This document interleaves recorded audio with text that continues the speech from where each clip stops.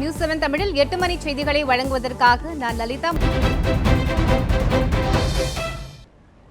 கருப்பு பணம் வைத்திருப்பவர்களுக்கு அந்த தொகையில் இருந்து 85% அரசு கைப்பற்ற வகை செய்யும் வகையில் வருமான வரி சட்டத்தில் திருத்தம் கொண்டுவரும் புதிய மசோதா மக்களவையில் இன்று தாக்கல் செய்யப்பட்டது. ரூபாய் நோட்டு மாற்றத்தை கண்டித்து காங்கிரஸ் உள்ளிட்ட எதிர்க்கட்சி உறுப்பினர்கள் மக்களவையில் இன்றும் கடும் அமளியில் ஈடுபட்டனர். அந்த அமளிக்கிடையே நிதியமைச்சர் அருண் ஜேட்லி இந்த மசோதாவை தாக்கல் செய்தார். பழைய 500 மற்றும் 1000 ரூபாய் நோட்டுகளை வங்கியில் எவ்வளவு வேண்டுமானாலும் செலுத்தலாம் என்கிற மத்திய அரசின் அறிவிப்பை பயன்படுத்தி கருப்பு பணத்தை வங்கிகளில் பலர் டெபாசிட் செய்து வருவதாக வெளியான தகவலை அடுத்து அதனை கட்டுப்படுத்த இந்த மசோதா தாக்கல் செய்யப்பட்டுள்ளது. இந்த புதிய மசோதாவின்படி கணக்கில் காட்டப்படாத பழைய 500 மற்றும் 1000 ரூபாய் நோட்டுகளை வங்கியில் டெபாசிட் செய்துள்ளதாக ஒப்புக்கொள்பவர்களுக்கு அந்த கருப்பு பண தொகையிலிருந்து 30% வரி, அந்த வரி தொகையிலிருந்து 1/3 செஸ் வரி மற்றும் 10% அபராதமும் விதிக்கப்படும். இதன்படி கருப்பு பணத்தை வங்கியில் டெபாசிட் செய்து வைத்திருப்பவர்கள் அதில் 50% வரியாக செலுத்த வேண்டும். மீதமுள்ள 50% தொகையில் 25% சம்பந்தப்பட்ட நபரின் கணக்கிலேயே இருக்கும். மீதமுள்ள 25% தொகை மத்திய அரசின் பிரதான் மந்திரி கரீப் கல்யாண் யோஜனா திட்டத்திற்காக 4 வருடங்களுக்கு டெபாசிட் செய்யப்படும். மத்திய அரசின் திட்டத்திற்காக அந்த தொகை பயன்படுத்தப்படும் போது அந்த 4 வருட காலத்திலும் வட்டி வழங்கப்படாது. அதே நேரம் வருமான வரித்துறையினரின் சோதனைகள் மூலம் கைப்பற்றப்படும் தொகைக்கு 75% வரியும் 10% அபராதமும் விதிக்கப்படும். இதன் மூலம் கருப்பு பணம் வைத்திருப்பவர்கள் அதனை அரசுக்கு தெரிவிக்கவில்லை என்றால் 85% தொகையை இழக்க வேண்டியிருக்கும். ரூபாய் நோட்டு விவகாரத்தில் மத்திய அரசின் நடவடிக்கையை கண்டித்து தமிழகம் மற்றும் புதுச்சேரியில் பல்வேறு அரசியல் கட்சியினர் ஆர்ப்பாட்டத்தில் ஈடுபட்டனர். 500 மற்றும் 1000 ரூபாய் செல்லாது என்ற மத்திய அரசின் நடவடிக்கையை கண்டித்து சென்னையில் திமுக பொருளாளர் ஸ்டாலின் தலைமையில் ஆர்ப்பாட்டம் நடைபெற்றது. மாவட்ட ஆட்சியர் அலுவலகம் அருகே நடைபெற்ற இந்த ஆர்ப்பாட்டத்தில் ஏராளமான திமுகவினர் பங்கேற்று மத்திய அரசுக்கு எதிராக கோஷங்களை எழுப்பினர். பின்னர் போராட்டத்தில் ஈடுபட்ட மு.க.ஸ்டாலின் உள்ளிட்ட திமுகவினர் கைது செய்யப்பட்டனர்.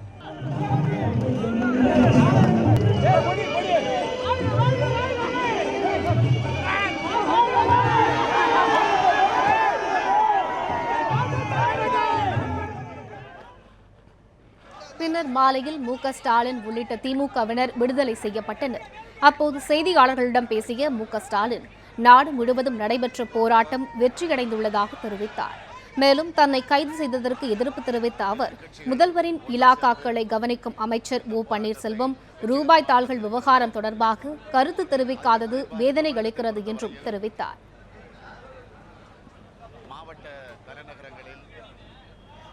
தலைவர் கலைஞர் அவர்களாவது இது குறித்து எந்த கருத்தும் சொல்லாமல் இருப்பது வேதனைக்குரிய ஒன்று. எனவே அவைகளையெல்லாம் கண்டித்துத்தான் இந்த போராட்டத்தை தமிழ்நாட்டை பொறுத்தவரையில் நாங்கள் நடத்தியிருக்கிறோம். சென்னை நுங்கம்பாக்கத்தில் இடதுசாரிகள் கட்சி சார்பில் மத்திய அரசை கண்டித்து ஆர்ப்பாட்டம் நடைபெற்றது.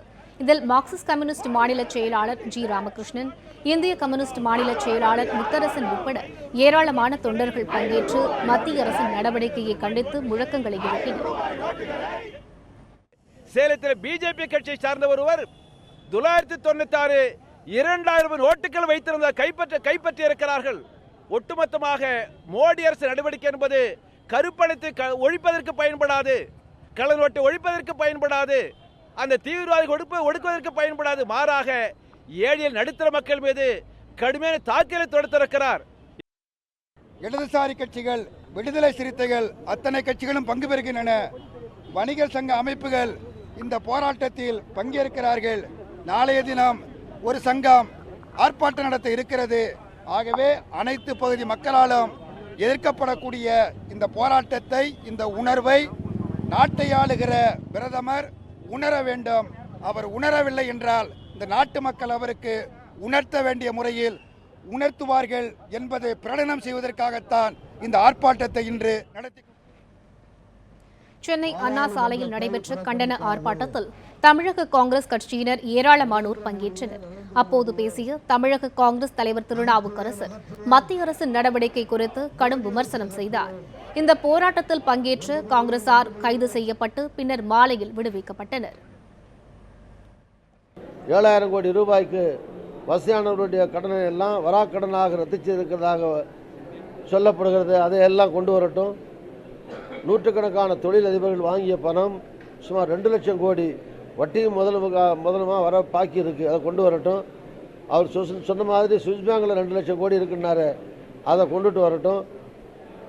அதை விட்டுட்டு சாதாரண மக்கள்கிட்ட இருக்கிற 1000, 500 பறிச்சுக்கிட்டு அவங்க மாற்ற போகிறதும் கருப்பு பணம்னு சொல்கிறது மக்களை கொச்சைப்படுத்துவதாகவும் மக்களை மனம் துன்பப்பட செய்கிற வருத்தப்பட செய்கிற காரியமாகும். இது மிகுந்த கண்டனத்துக்குரியது. மதுரை புதூர் பேருந்து நிலையத்தில் மத்திய அரசை கண்டித்து விடுதலை சிறுத்தைகள் கட்சி சார்பில் ஆர்ப்பாட்டம் நடைபெற்றது. தொல் திருமாவளவன் தலைமையில் நடைபெற்ற இந்த ஆர்ப்பாட்டத்தில் அக்கட்சியைச் சேர்ந்த ஏராளமானோர் பங்கேற்று மத்திய அரசுக்கு எதிராக கோஷங்களை எழுப்பி கண்டனம் தெரிவித்தனர்.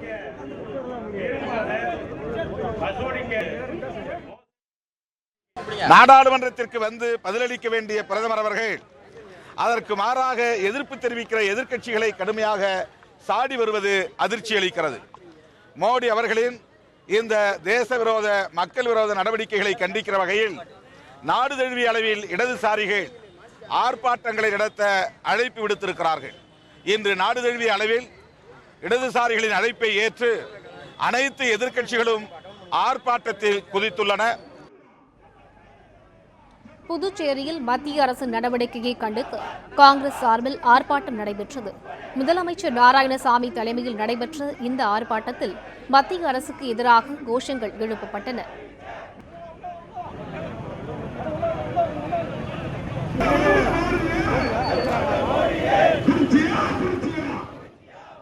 மக்கள் மத்தியில் எங்களுடைய ஆர்ப்பாட்டத்துக்கு நல்ல வரவேற்பு இருக்கிறது. திரு நரேந்திர மோடி அவர்கள் எடுத்த முடிவு தவறு என்று கூறுகிறார்கள், மக்களே கூறுகிறார்கள். இந்த திரு நரேந்திர மோடி அவர்கள் இந்த முடிவை வாபஸ் பண்ணும் வரை 500 ரூபா நோட்டு 1000 ரூபா நோட்டு செல்லாது என்று மாற்று முடிவு இல்லாமல் அவர் அதை வாபஸ் பண்ணும் வரை எங்களுடைய போராட்டம் தொடரும். கள்ளப்பணத்தை ஒழிக்க வேண்டும், கருப்பணத்தை ஒழிக்க வேண்டும் என்பதில் யாருக்கும் மாற்று கருத்து கிடையாது. நாங்கள் முழுமையாக அதை ஆதரிக்கிறோம். ஆனால் அந்த கருப்பணத்தை ஒழிக்க நரேந்திர மோடி அவர்கள் எடுத்துக்கொண்ட அந்த முறை விதம் அதுதான் சரியில்லை. மத்திய அரசின் இந்த அறிவிப்பால் உள்நாட்டு வணிகம் 50% பாதிக்கப்பட்டுள்ளதாக குறிப்பிட்ட வணிகர் சங்க பேரவைத் தலைவர் வெள்ளையன் வெளிநாட்டு வணிகத்தை ஊக்குவிக்கும் விதமாகவே மோடி அரசு செயல்படுவதாக குற்றம் சாட்டினார். சாமானிய மக்கள் கையில் பணம் நடமாட்டம் இருக்கக்கூடாது. மக்கள் எல்லாமே அந்த கார்டு மூலமாக வாங்கிக் கொள்ள வேண்டும் என்றெல்லாம் சொல்லுகிறார்களே, இது எதற்காக என்றால் மக்களை அந்நிய ஆன்லைன் வணிகத்தை நோக்கி திருப்புவதற்காக, வெளிநாட்டு வணிகத்தை ஊக்கப்படுத்துவதற்காக. 500 மற்றும் 1000 ரூபாய் நோட்டுகள் செல்லாது என அறிவிக்கப்பட்ட விவகாரத்தில் மத்திய அரசின் முன்னேற்பாடற்ற நடவடிக்கையால் பொதுமக்கள் மிகுந்த சிரமத்திற்கு ஆளாகியுள்ளதாக முன்னாள் மத்திய அமைச்சர் EVKS இளங்கோவன் தெரிவித்துள்ளார். ஈரோட்டில் மத்திய அரசை கண்டித்து எதிர்க்கட்சிகள் நடத்திய போராட்டத்தில் பங்கேற்ற EVKS இளங்கோவன் இவ்வாறு தெரிவித்தார். தேமுதிக தலைவர் விஜயகாந்தை முடித்தது போல் ரூபாய் நோட்டு விவகாரத்தில் பாஜகவையும் வைகோ முடிப்பார் எனவும் EVKS இளங்கோவன் தெரிவித்தார். சீக்கிரமே பாரதிய ஜனதா கட்சி ஒன்றுமில்லாமல் போகும். மத்திய அரசும் விடக்கூடிய அபாயம் வைகோவால் ஏற்பட்டிருக்கின்றது. வைகோ ஏற்கனவே விஜயகாந்தையும் வாசனையும் முடித்து விட்டார். விஜயகாந்த் சும்மா இருந்த விஜயகாந்த் திராவிட முன்னேற்ற கழகத்தோடு சேர்ந்திருப்பார். அவரை அழைப்பு உங்களை முதலமைச்சராகின்ற என்ற ஆசை காட்டி வைகோ அழைத்து வந்து இன்றைக்கு விஜயகாந்தை மூளையிலே உட்கார வைத்து விட்டார். வாசன் இருக்கின்ற இடமே தெரியவில்லை. இப்போது பாரதிய ஜனதா கட்சியை ஆரம்பிக்க சென்று இருக்கின்றார். கண்டிப்பாக பாரதிய ஜனதா கட்சிக்கும் விஜயகாந்துக்கும் வாசனுக்கும் ஏற்பட்ட முடிவுதான் ஏற்படும். சதிச் செயல்களில் ஈடுபட்டதாக கூறி 3 பேரை தேசிய புலனாய்வு அமைப்பினர் மதுரையில் கைது செய்துள்ளனர். சதிச் செயல்களில் ஈடுபட்டார்கள் என்ற சந்தேகத்தின் பேரில் மதுரையைச் சேர்ந்த அப்துல் கரீம், முகமது அயூப், அப்பாஸ் அலி ஆகிய 3 பேர் கைது செய்யப்பட்டுள்ளனர். அவர்களிடம் இருந்து துப்பாக்கி மற்றும் வெடிபொருட்கள் கைப்பற்றப்பட்டதாகவும் கூறப்படுகிறது. காவல்துறை உதவியுடன் 3 பேரையும் கைது செய்த தேசிய புலனாய்வு அமைப்பினர் அவர்களை விசாரணைக்காக மைசூர் கொண்டு செல்வதாக தெரிய வந்துள்ளது.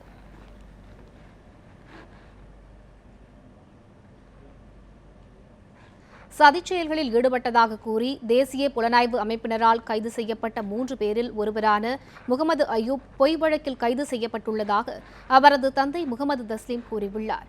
மேலும் முகமது அய்யூப் மீது எந்தவொரு குற்ற வழக்கும் இல்லை எனவும் அவர் தெரிவித்துள்ளார். எவ்வளோ பள்ளிக்கு தொழுக போயிட்டு வந்து பிடிச்சிட்டு போயிட்டாங்க. அப்படியே பதிலும் சொல்ல, கூட்டி போனவங்க ஒன்றுமே சொல்ல, கூட்டிகிட்டு போயிருக்காங்க ஒன்றுருக்கா எதுவுமே சொல்ல கிடையாது. காலையில் நைட்டு ஃபோன் பேசுனா அதோடு சரி, அதுக்கப்புறம் காலையில் சுவிட்ச் ஆஃப். எதுக்கு கூட்டி போனாங்க, என்னத்துக்கு கூட்டி போனாங்க, அது ஒரு தகவலும் சொல்லலை.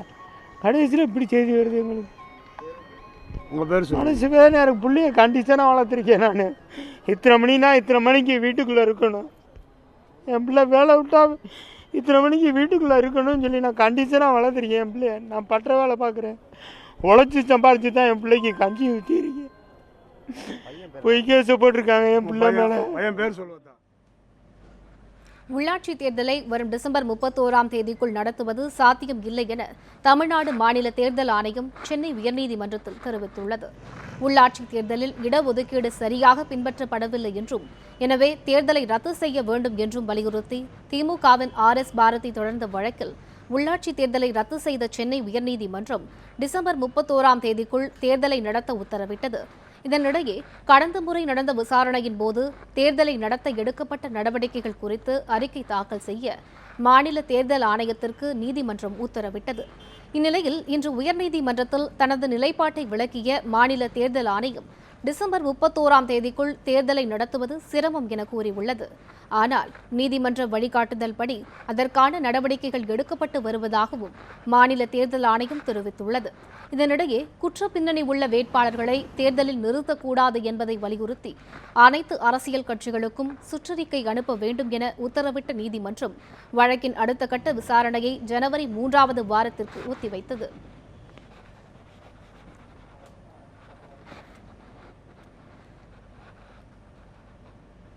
சென்னையில் நேற்று நடைபெற்ற நடிகர் சங்கத்தின் 63வது பொதுக்குழு கூட்டம் குறித்து பல்வேறு விமர்சனங்களை முன்வைத்துள்ளார் நடிகை ராதிகா.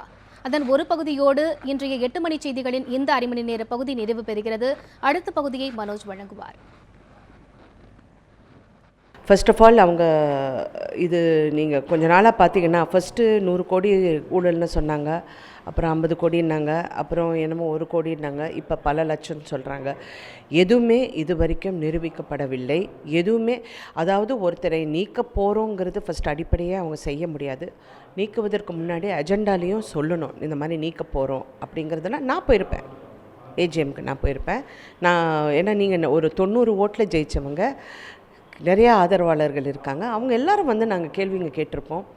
ஏன்னா எது நிரூபிச்சிங்க? இன்ன வரைக்கும் நீங்கள் சரத்குமாரோ ராதாரவியை கூப்பிட்டு, சார் இந்த இடம் இந்த 10 லட்சம் சார் இங்கே சரியில்லை சார், இங்கே 2 லட்சம் சார் இங்கே காணவில்லை சார், இதுக்கெல்லாம் நீங்கள் கொஞ்சம் பதில் சொல்கிறீங்களான்னா ஆடிட்டர் வச்சு அவங்க சொல்லியிருப்பாங்க, இல்லாட்டி அவங்க இருந்த பொருளாளரை வச்சு அவங்க பதில் சொல்லியிருப்பாங்க. எதுக்குமே சந்தர்ப்பம் இல்லை. நீங்களாக வந்தீங்க, நீங்களாக குற்றம் சொன்னீங்க, உங்களை நம்புறதுக்கு ஒரு 10 முட்டாளுங்க இருந்தாங்க. அந்த 10 முட்டாளும் உங்களுக்கு ஓட்டு போட்டு நீங்கள் ஜெயிச்சிருக்கீங்க. அதை வந்து ஜெயிச்சுட்டு நீங்கள் வந்து இன்றைக்கி எதுவுமே நிரூபிக்காமல் இன்ன வரைக்கும் பில்டிங்கும் கட்டுறதுக்கு எந்த முயற்சியும் எடுக்காமல் எடுக்கிறோன்னு சொல்லி ஒரு கிரிக்கெட் ஒன்று நடத்துனாங்க. அந்த கிரிக்கெட்டில் வந்து அவங்க தான் ஊழல் பண்ணியிருக்காங்க. அதாவது இது நான் வந்து முறைகேடுங்கிறது நான் வந்து இப்போ அவங்க சொல்லி நான் காட்டுறேன், நான் மார்க் பண்ணி காட்டுறேன். என்னமோ 40 லட்சமோ 30 லட்சம் போட்டிருக்காங்க மேக்கப் போட்டாங்கன்னு. கிரிக்கெட் ஆடுறதுக்கு எந்த நடிகை மேக்கப் போட்டான்? I want to know that. இன்னொன்று வந்து ஈவெண்ட் மேனேஜ்மெண்ட் 1.5 கோடின்னு போட்டிருக்காங்க. Who is that event management? இது வரைக்கும் எல்லா ஈவெண்ட்ஸும் நாங்கள் தான் நடத்தியிருக்கோம். இதே நடிகர் சங்கத்தில் நாங்கள் தான் பண்ணியிருக்கோம். Who is that event management? அப்புறம் டோனர் பாஸ் பல கோடிக்கு போட்டிருக்கீங்க. யாரை கேட்டு டோனர் பாஸ் கொடுத்தீங்க? டிக்கெட் எங்கே விற்றீங்க? காலியாக இருந்தது. What happened? எல்லாத்துக்கும் நீங்கள் பதில் சொல்லணும். அப்புறம் 10 லட்ச ரூபாய் எப்படி நடிகர் கார்த்தி அவர்கள் அவர் சொந்தக்காரர் கம்பெனியிலேருந்து 10 லட்ச ரூபாய் ட்ரஸ்ட் மூலமாக அவர் வாங்கியிருக்காரு. எப்படி வாங்கினீங்க? இதுக்கெல்லாம் அவங்க பதில் சொல்லட்டும். குற்றம் வந்து இப்போ வந்து இதையெல்லாம் மறைக்கிறதுக்காக, இதெல்லாம் கேள்விங்க கேட்க ஆரம்பிச்சிட்டாங்கங்கிறதுக்காக இந்த மாதிரி ஒரு நடவடிக்கை எடுத்தாங்க. ஏன்னா இது சட்டப்படி செல்லாது. ஃபர்ஸ்ட் ஆஃப் ஆல் இந்த ஏஜிஎம்மே கிடையாது. ஏஜிஎம் வந்து என்னைக்கு அவங்க இடம் கிடைக்கவில்லையோ அப்போ 21 days notice you have to give to have the next AGM. நான் திடீர்னு போய் ரெஜிஸ்டர் ஆஃப் கம்பெனிஸில் போய் இல்லைங்க எனக்கு இந்த இடம் பிடிக்கல நாளைக்கு என் வீட்டில் வச்சுக்கிறேன்னு சொன்னால் அது எனக்கு தெரிஞ்சு நான் இது வரைக்கும் நானும் நிர்வாகம் நடத்துகிறேன், நானும் வந்து ஒரு லிஸ்டட் கம்பெனி நடத்துகிறேன், சின்ன திரை தயாரிப்பாளர் சங்கத்தின் தலைவியாக இருந்திருக்கேன், சொசைட்டி ஆக்ட் எல்லாம் தெரியும். அந்த மாதிரி சட்டமே கிடையாது, இடமே கிடையாது. இன்னொன்று கோர்ட் இன்றைக்கி தான் கேஸ் வருது, அதாவது டெம்ப்ரரி சஸ்பென்ஷன் பண்ண கேஸ் இன்றைக்கி தான் வருது. அப்படி வரும்போது சுப்ரீம் கோர்ட்லேயே சொல்கிறாங்க ஒரு கேஸ் வந்து நடக்கும்போது நீங்கள் அதை பற்றி பேசக்கூடாது, அதை பற்றி எந்த முடிவும் எடுக்கக்கூடாதுன்னா நீங்கள் ஏன் எடுக்கலை? இன்னொரு முக்கியமான கேள்வி நான் கேட்கணும், அதுக்கெல்லாம் இவங்க பதில் சொல்லணும். If you have the guts you should answer me.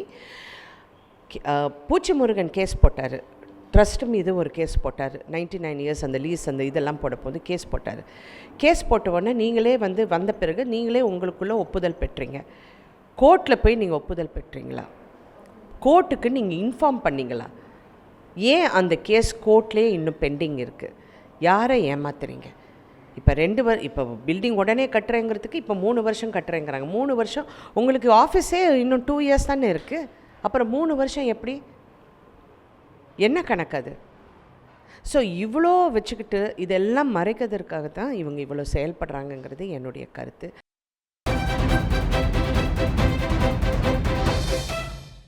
புதிய 500 ரூபாய் நோட்டுகள் வந்துவிட்டதாக சென்னை உயர்நீதிமன்றத்தில் ரிசர்வ் வங்கி தரப்பில் பதிலளிக்கப்பட்டுள்ளது. வங்கி மற்றும் வேளாண்மை சங்கங்களுக்கு பண பரிமாற்றம் செய்ய ரிசர்வ் வங்கிக்கு உத்தரவிடக் கோரி செஞ்சியைச் சேர்ந்த ராமமூர்த்தி என்பவர் வழக்கு தொடுத்தார். இந்த வழக்கு நீதிபதி என் கிருபாகரன் முன்பு விசாரணைக்கு வந்தது.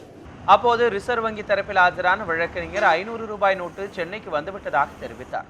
மேலும் 2000 ரூபாய் நோட்டுக்காக 80,000 ஏடிஎம்கள் புதுப்பிக்கப்பட்டுள்ளதாகவும் 500 ரூபாய் நோட்டின் அளவுக்கு ஏற்ப ஏடிஎம் இயந்திரங்களில் மாற்றம் செய்ய 40,000 பேர் பணியாற்றி வருவதாகவும் குறிப்பிட்டார். இதையடுத்து நீதிபதி கிருபாகரன் இந்த பிரச்சனை விரைவில் முடியும் என்பதால் தற்போது எந்த உத்தரவும் பிறப்பிக்கவில்லை என கூறி வழக்கு விசாரணையை 2 வார காலத்திற்கு ஒத்திவைத்து உத்தரவிட்டார். பிரதமர் நரேந்திர மோடியின் அறிவுறுத்தலின் பேரில் புதிய வங்கி கணக்குகளில் 25,000 ரூபாய் செலுத்தப்படுவதாக வதந்தி பரவிய நிலையில் கொடைக்கானலில் உள்ள வங்கி ஒன்றில் மக்கள் குவிந்ததால் அங்கு பரபரப்பு ஏற்பட்டது. கொடைக்கானலில் வங்கி கணக்கு தொடங்க பொதுத்துறை வங்கி சார்பாக சிறப்பு முகாம் நடத்தப்பட்டது. புதிய வங்கி கணக்குகளில் பிரதமர் நரேந்திர மோடி அறிவுறுத்தலின் பேரில் 25,000 ரூபாய் செலுத்தப்படும் என வதந்தி பரவியது. வதந்தியை நம்பி ஏராளமான மக்கள் வங்கியை முற்றுகையிட்டதால் அப்பகுதியில் பரபரப்பு ஏற்பட்டது. பின்னர் உண்மை நிலையை அறிந்த மக்கள் பின்னர் கலந்து சென்றனர்.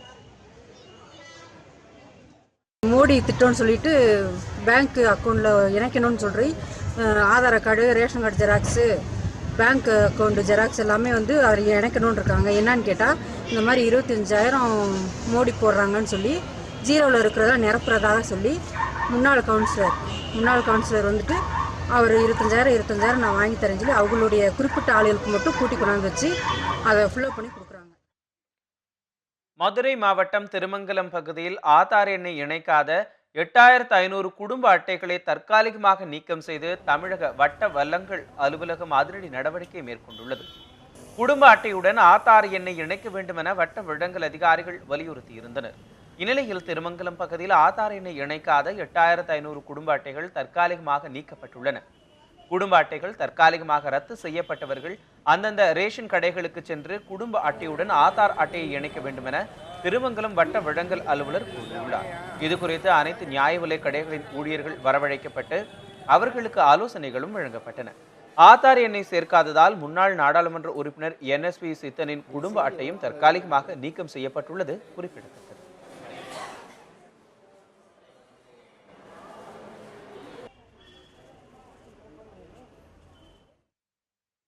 வேலூர் மாவட்டம் திருப்பத்தூர் அருகே ஒரே குடும்பத்தைச் சேர்ந்த 3 பேர் கழுத்தை அறுத்து கொலை செய்யப்பட்ட சம்பவம் அதிர்ச்சியை ஏற்படுத்தியுள்ளது. காக்கங்கரை கிராமத்தைச் சேர்ந்த மோகன் என்பவரது வீட்டில் தூங்கிக் கொண்டிருந்த போது அங்கு வந்த மர்ம நபர்கள் அவரை மட்டுமல்லாமல் அவருடைய மனைவி ராஜேஸ்வரி, மகள் சுகன்யா ஆகிய 3 பேரையும் கழுத்தை அறுத்தும் தலையில் கல்லை போட்டும் கொலை செய்துள்ளனர். மோகனின் மகன் ரஞ்சித் என்பவர் மட்டும் ஆபத்தான நிலையில் மருத்துவமனையில் அனுமதிக்கப்பட்டுள்ளார். காதல் விவகாரத்தில் இந்த கொலை நடந்திருக்கலாம் என கூறப்படுகிறது. இந்த கொலை சம்பவம் தொடர்பாக காவல்துறையினர் வழக்கு பதிவு செய்து விசாரணை மேற்கொண்டு வருகின்றனர்.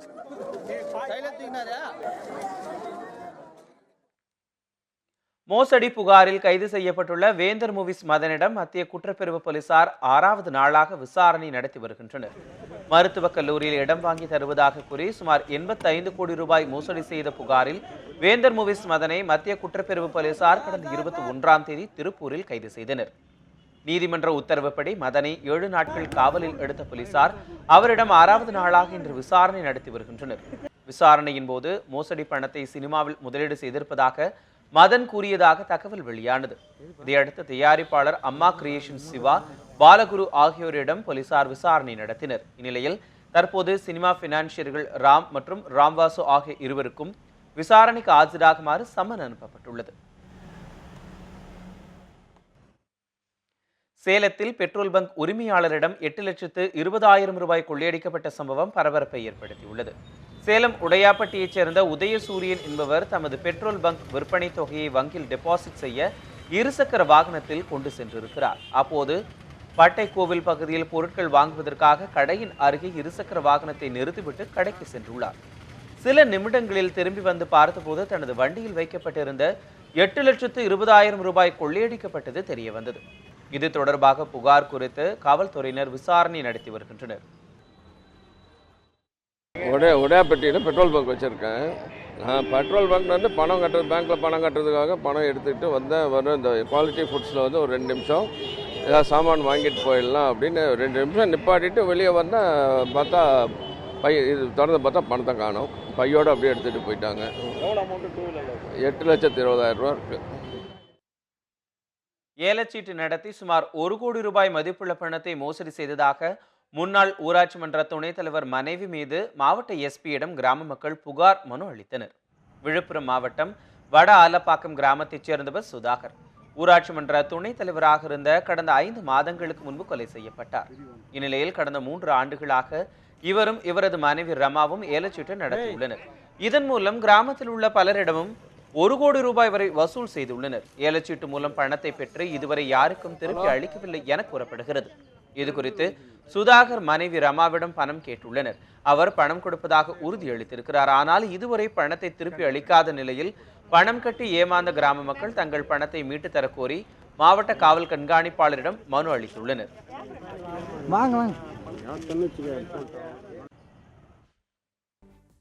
சென்னை மயிலாப்பூர் பாரத ஸ்டேட் வங்கி ஊழியர்கள் பணமில்லா பண பரிவர்த்தனையை ஊக்குவிக்கும் செயலியை சிறு வணிகர்களுக்கு அறிமுகப்படுத்தினர். பழைய 500, 1000 ரூபாய் நோட்டுகள் செல்லாது என அறிவிக்கப்பட்டதால் ஏற்பட்டுள்ள சில்லறை தட்டுப்பாட்டை தடுக்க செல்போன் மூலம் பண பரிமாற்றம் செய்யும் செயலியை வணிகர்களுக்கு பாரத ஸ்டேட் வங்கி ஊழியர்கள் அறிமுகப்படுத்தினர். இந்த செயலியை எந்த வங்கி கணக்கு இருந்தாலும் பயன்படுத்த முடியும் என அவர்கள் குறிப்பிட்டனர். இந்த செயலியை தரவிறக்கம் செய்து வணிகர்கள் மற்றும் வாடிக்கையாளர்கள் உடனடியாக எளிய முறையில் பண பரிமாற்றம் செய்து கொள்ள முடியும் எனவும் தெரிவித்துள்ளனர். சென்னை வண்ணாரப்பேட்டை வங்கி ஒன்றில் 8 மணி நேரத்திற்கும் மேலாக காத்திருந்தவர்களிடம் பணம் இல்லை என்று அறிவித்ததால் சாலை மறியலில் ஈடுபட்டனர். பழைய 500 மற்றும் 1000 ரூபாய் நோட்டுகள் செல்லாது என மத்திய அரசு அறிவித்து 20 நாட்கள் கடந்துள்ள நிலையில் பணப்புழக்கத்தில் இயல்பு நிலை திரும்பவில்லை. இதனிடையே கடந்த 2 நாட்களாக வங்கிகளுக்கு விடுமுறை விடப்பட்டதால் நிலைமை மேலும் மோசமடைந்தது. இந்நிலையில் சென்னை வண்ணாரப்பேட்டையில் உள்ள பொதுத்துறை வங்கி ஒன்றில் பணம் எடுப்பதற்காக 8 மணி நேரத்திற்கும் அதிகமாக பொதுமக்கள் காத்திருந்தனர். திடீரென வங்கியில் பணம் இல்லை என நிர்வாகம் அறிவித்ததால் ஆத்திரமடைந்த மக்கள் திருவொற்றியூர் நெடுஞ்சாலையில் சாலை மறியலில் ஈடுபட்டனர். இதனால் அப்பகுதியில் பரபரப்பு ஏற்பட்டது. வங்கக்கடல் பகுதியில் உருவாக்கியுள்ள காற்றழுத்த தாழ்வு நிலையால் தமிழகம் மற்றும் புதுச்சேரியில் கனமழைக்கு வாய்ப்புள்ளதாக சென்னை வானிலை ஆய்வு மையம் தெரிவித்துள்ளது. இது தொடர்பாக செய்தியாளர்களை சந்தித்த வானிலை ஆய்வு மைய இயக்குநர் பாலச்சந்திரன், தென்கிழக்கு வங்கக்கடலில் உருவாகியுள்ள காற்றழுத்த தாழ்வு பகுதி அடுத்த 48 மணி நேரத்தில் வலுப்பெற்று காற்றழுத்த தாழ்வு மண்டலமாக மாறும் என்று தெரிவித்தார். இந்த தாழ்வு நிலை தமிழகத்தை நோக்கி வருவதற்கு வாய்ப்பு இருப்பதால் தமிழகம் மற்றும் புதுச்சேரியில் மழைக்கும் கடலோர பகுதிகளில் கனமழைக்கும் வாய்ப்புள்ளதாக தெரிவித்துள்ளார். வரும் டிசம்பர் 1ஆம் தேதி முதல் தமிழகத்தில் பரவலாக மழைக்கு வாய்ப்புள்ளதாகவும் அவர் தெரிவித்தார். தென்கிழக்கு வங்கக்கடல் பகுதியில் குறைந்த காற்றழுத்த தாழ்வு பகுதி உருவாகியுள்ளது. இது அடுத்து வரும் 48 மணி நேரத்தில் வலுப்பெற்று காற்றழுத்த தாழ்வு மண்டலமாக வடமேற்கு திசையில் தென்மேற்கு வங்கக்கடலில் நோக்கி தமிழக கடற்கரை பகுதியை நோக்கி நகரக்கூடும். இதன் காரணமாக வரும் டிசம்பர் 1ஆம் தேதி முதல் தமிழகம் மற்றும் புதுவையில் பரவலாக மழை பெய்யக்கூடும். கடலோர பகுதிகளில் ஓரிரு இடங்களில் கனமழையும் இருக்கக்கூடும். சென்னையில் நேற்று நடைபெற்ற தென்னிந்திய நடிகர் சங்கத்தின் பொதுக்குழு கூட்டத்தில் அதன் பொதுச் செயலாளர் விஷால் நடிகர் சங்கத்தை சூழ்ந்துள்ள பல்வேறு பிரச்சனைகள் குறித்து ஆவேசமாக பேசினார். முன்னாள் நிர்வாகிகள் செய்த ஊழலை ஆதாரத்துடன் அம்பலப்படுத்துவேன் என சவால் விடுத்து அவர் பேசிய அந்த பிரத்யேக காட்சிகளை இப்போது நாமும் பார்க்கலாம். ரொம்ப ரொம்ப சந்தோஷமா இருக்கு. கார்த்திக் சொன்ன மாதிரி நிறைய முறைகேடுகள் நடந்திருக்கு. ஐயா, தனிப்பட்ட ஆளா விஷாலு பழைய நிர்வாகிகள் மேல குற்றச்சாட்டு வைக்கல. நீங்க தப்பு செஞ்சுட்டீங்க. நீங்க தப்பு செஞ்சது நாங்க ஆதாரபூர்வமா நான் உங்ககிட்ட காட்டுறோம். மன்னிச்சிருங்க, வயசுல சின்னவங்க தான், ஆனா வேற வழி இல்ல. இத்தனை குடும்பங்கள் நல்லா இருக்கணும். எங்களுக்கு பதவியில உட்காரும் போது அப்பதான் தெரியுது பொறுப்பு. அதனால்தான் கார்த்திக் என்கிட்ட கொடுத்த ஒரே விஷயம் முதல்ல நான் உங்ககிட்ட தெரிவிச்சுக்கிறேன். என்ன பண்ணலாம்? கேஸ் மேல கேஸ் போட்டுக்கிட்டே இருக்கலாமா? இல்ல என்ன பண்ணலாம்? ஏங்க, 2 நிரந்தர அறங்காவலர்கள். இந்த பூமி வந்து நம்மளுக்கு சொந்தம் இல்ல, அவங்க 2 பேருக்கு தான் சொந்தம். அந்த நந்தா பட்னம் அவங்களுக்கு 2 பேருக்கு தான் சொந்தம். பேரு கூட சொல்றேன், திரு சரத்குமார் அவர்கள், திரு ராதாரவி அவர்கள், அவங்க பேர்ல தான் நிரந்தர அறங்காவலர்கள் அப்படின்னு அவங்களே நினைச்சுட்டாங்க. என்ன பண்ணலாம் நீங்களே சொல்லுங்க. நாங்கள சொல்லி நாங்க எங்களுக்கு சலிச்சு போச்சு. என்ன பண்ணலாம் சொல்லுங்க.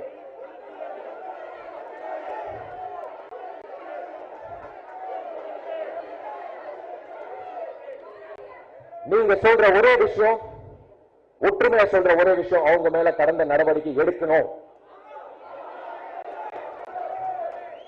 அவங்கள நீக்கணும்ன்றது எங்களோட நோக்கம் அல்ல. இதுதான் விதிமுறை. அவங்கள இந்த சங்கத்திலிருந்து நீக்கணும்ன்றது வேற வழி இல்லாமல் நான் சொல்ல வேண்டிய நிலைமை. அதுக்கு உங்க ஒப்பந்தம் வேணும்.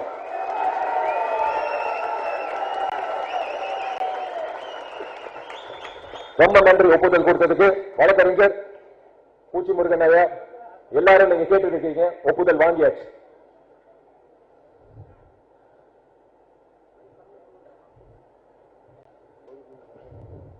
நான் சொல்றேன், இன்னும் மனசார பேசுறது நிறைய இருக்கு, அப்புறம் நீங்க சொல்லுங்க.